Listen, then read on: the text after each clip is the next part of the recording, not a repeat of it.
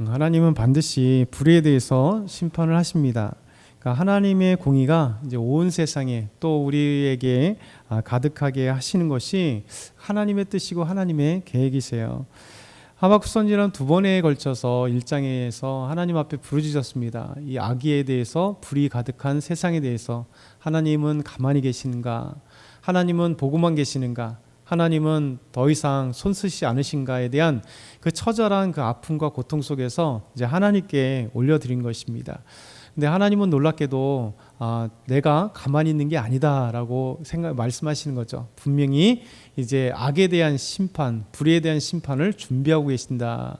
그것이 바로 갈대아 사람을 통해서 준비하고 있을 것이다라고 말씀하고 계시는 거죠. 그러면서 오늘 계속해서 이제 그 연장선상에서 하나님께서 불의에 대해서, 악에 대해서 가만두지 않고 반드시 응답하신다라고 말씀하실 때, 이제 하박국의 기도에 대해서 이제 하박국이 진짜 하나님께서 말씀하신 것이 진짜일까, 또 하나님 응답하신 것이 진짜일까, 이제 하박국은 기다리게 돼 있어요. 그러면서 기다릴 때 우리 하나님 다시 응답하시면서 그 응답의 확실한 하나님의 말씀, 하나님께서 행하실 것을 기록하라 말씀하시는 거죠. 그래서 오늘 1절부터 4절 보면 이 말씀을 우리에게 하십니다. 하박국의 기다림, 하나님의 응답. 한번 같이 1절부터 4절 천천히 읽겠습니다. 내가 내 파수하는 곳에 서며 성루에 서리라. 그가 내게 무엇이라 말씀하실는지 기다리고 바라며 나의 질문에 대하여 어떻게 대답하실는지 보리라 하였더니, 여호와께서 내게 대하여 이르시되 너는 이 묵시를 기록하여 판에 명백히 새기되 달려가면서도 읽을 수 있게 하라. 이 묵시는 정한 때가 있나니 그 종말이 속히 이르겠고 결코 거짓되지 아니하리라. 비록 더질지라도 기다리라. 지체되지 않고 반드시 응하리라. 보라, 그의 마음은 교만하며 그의 속에서 정직하지 못하나 악인은 그의 믿음으로 말미암아 살리라. 아멘. 하박국 선지자는 하나님의 음성을 분명히 들었습니다. 하나님께서 반드시 심판하리라. 그러면서 하박국은 내가 파수하는 곳에 서며 성루에 서리라. 이제 하나님께서 말씀하신 것이 진짜인가, 그렇게 기다리는 거죠. 그러니까 의심의 눈초리가 아니라 하나님의 말씀을 기대하는 겁니다.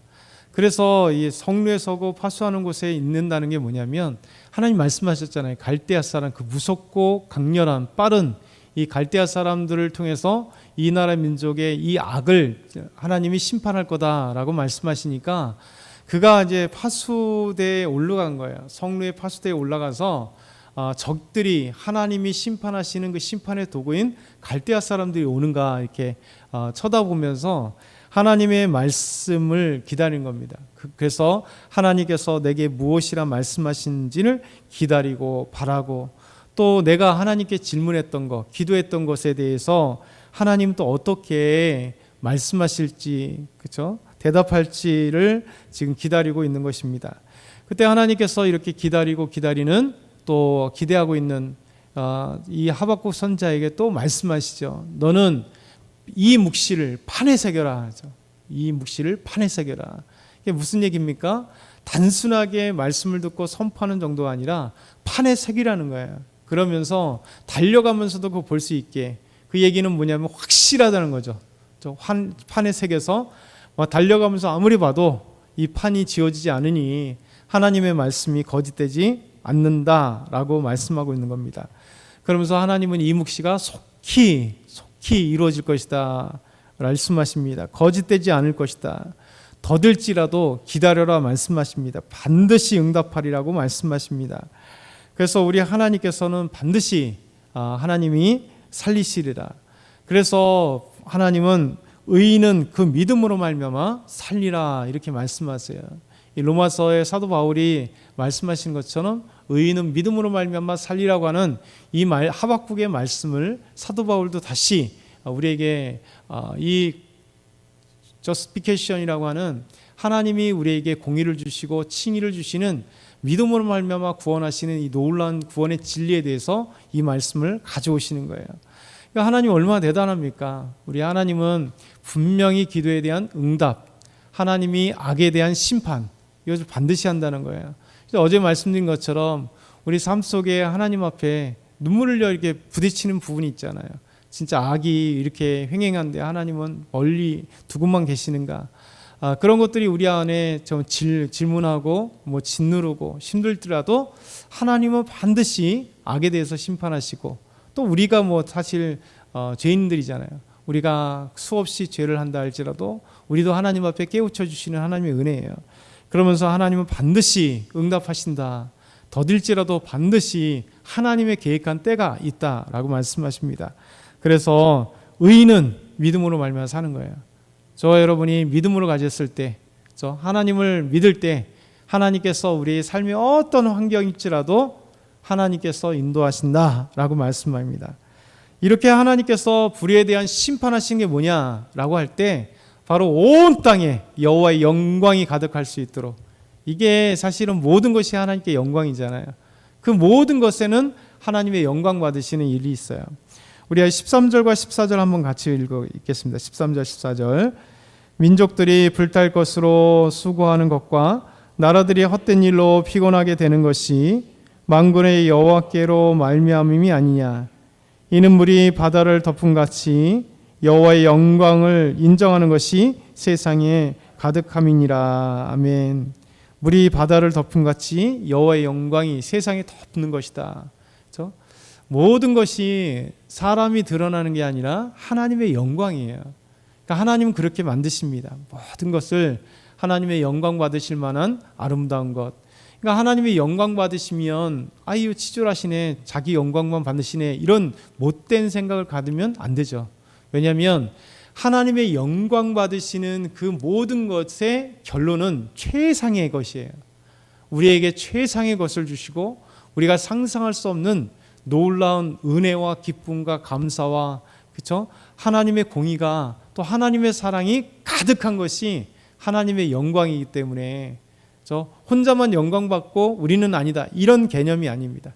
하나님의 영광 곧 우리 영광이고, 하나님의 영광 받으시면 우리를 위한 놀라운 하나님의 은혜의 풍성한 세계가 되는 거예요.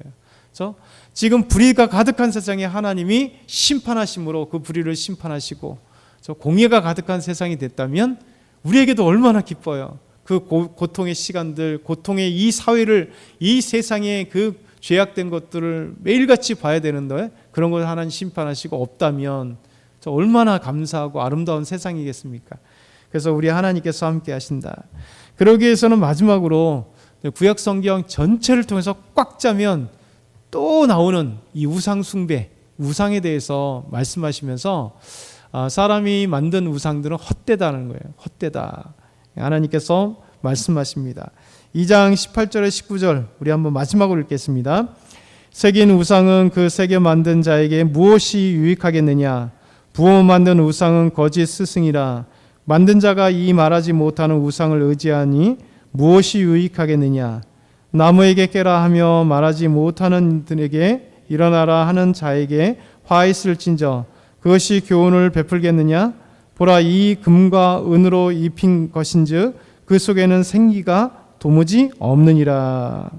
사람이 새겨 만든 것, 부어 만든 것, 결국 우상이라는 건 뭐냐면 나무나 돌이나 그것에 입힌 은금을 입힌다 할지라도 결국은 그것은 사람이 만든 것인데 만든 자가 오히려 그것에 사람이 만든 것을 하나님이라, 신이라 부르면서 결국 이 우상을 만드는 이유는 뭐예요?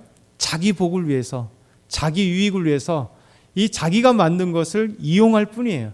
마음으로 이용하는 것뿐. 근데 하나님 말씀하십니다. 그게 무슨 스승이 되겠냐. 자기가 만든 나무 갖고 뭘 달래고 또 거기에 생기가 있다고 주장하고 무엇을 하겠냐. 그것은 쓸데없는 것이다. 그것은 어리석은 것이다.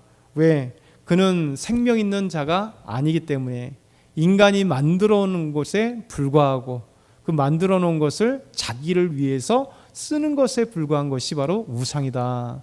그런데 이스라엘 백성들은 지금 사회적인 악의뿐만 아니라 그 근저에 깔린 게 사실 하박국 선지자의 그 고통이 뭡니까?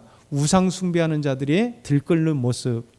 그러므로 말미암아 하나님의 공의가 깨져버리고 우상이 거짓된 이 윤리와 그들의 어떤 것들로 인해서 세상이 더러워졌을 때 하나님이 심판해 주세요라고, 왜 이렇습니까? 라고 하나님 앞에 고백하는 거죠. 그래서 저와 여러분이 오늘 말씀을 기억했으면 좋겠어요. 하나님은 반드시 믿음으로 말미암는 자를 살게 하시고 불의에 대해서 반드시 심판하시고, 이 무익한 우상을 하나님께서 버리시고 참되신 하나님을 찾는 것, 이것이 우리 믿음의 사람들이 반드시 해야 될 것이고, 그래야 온 세상에 여호와의 영광이 가득하게 하시는 하나님 은혜가 오늘도 저와 여러분에게 가득하길 소망합니다.